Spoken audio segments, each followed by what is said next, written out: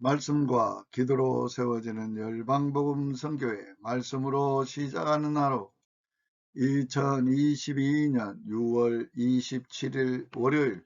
오늘의 말씀은 시편 79편 1절에서 13절 주제 주의 이름의 영광을 위하여.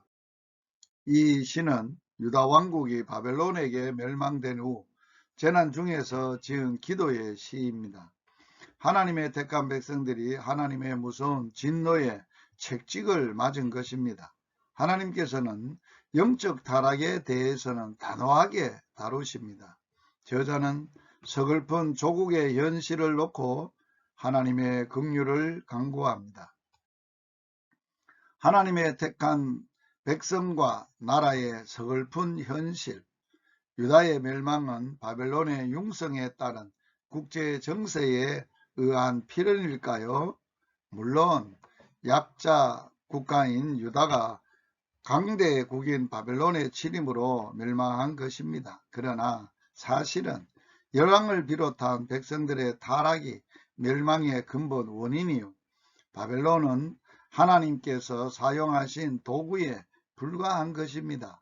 하나님으로부터 특별한 은혜와 축복과 보호와 인도하심과 특권과 사명의 소유자였던 백성이 하나님을 불순종하고 우상 숭배와 타락의 길을 갔기 때문에 멸망한 것입니다.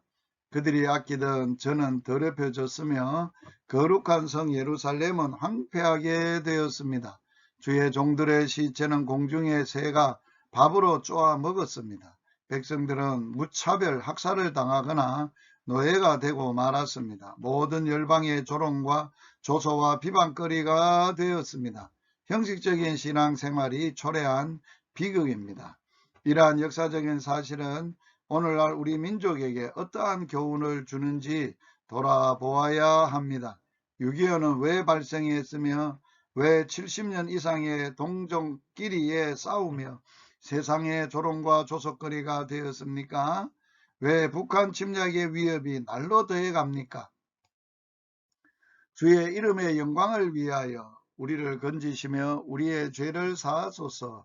시인은 민족의 슬픈 역사의 원인이 남에게 있다고 생각하지 않았습니다. 그것은 조상과 백성들의 죄악 때문입니다. 그러므로 그들의 고난을 벗어나고 명예를 회복하는 길은 회개하고 하나님의 죄사함을 받아야 하는 것입니다. 이들은 하나님 앞에서 아무것도 내놓을 것이 없었습니다. 다만 하나님의 긍휼하심만을 믿고 기도하는 것입니다.